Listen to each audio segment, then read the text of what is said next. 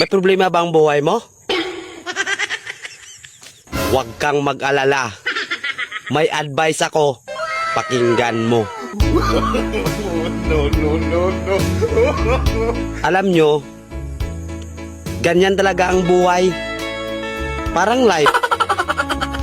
Basta yung importante ay mahalaga. At kung saan ka masaya, dun ka happy. Okay? Basta wag kang maniwala sa swerte. Kasi malas yun. Minsan ay sometimes, kaya matuto tayong tumanggap ng acceptance.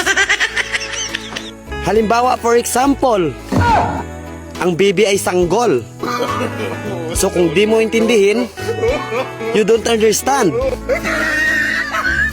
Basta kaibigan, lagi mong tatandaan that wherever you go are there.